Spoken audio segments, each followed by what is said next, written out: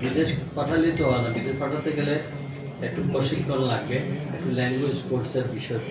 এর জন্য আমাদের সরকারের পক্ষ থেকে আমরা আপনাদেরকে কথা দিলাম, এই অঞ্চলের মানুষ যখন ওইদিকে যেতে চায়, আমাদের ইয়াং জেনারেশনদেরকে আমরা ট্রেনিংয়ের জন্য সেন্টার আমরা করে দেব। এই 5টা নির্বাচনী এলাকায় 5টা সেন্টারই আমরা করবো ইনশাল্লাহ। শুধু সেন্টার করলাম, অবকাঠামো কোটি কোটি টাকা খরচ করে এই সেন্টারগুলো করা হলো, সেখানে প্রশিক্ষণ নাই, সেখানে ছাত্র নাই, সেখানে ট্রেনিং এর ব্যবস্থা নাই, এইভাবে হবে না। ভবন তৈরি করতে লাগবে 3 বছর 2 বছর, এই টেন্ডার হইব, তারপরে ভবন তৈরি হবে। তা অনেকে আমরা সরকারে যাওয়ার আগে 3 বছর গেল। এখন যে সকল সরকারি ভবন পরিত্যক্ত অবস্থায় পড়ে আছে, এখানে পুরো কাজ হচ্ছে না, ইমিডিয়েটলি এইগুলোকে দেন।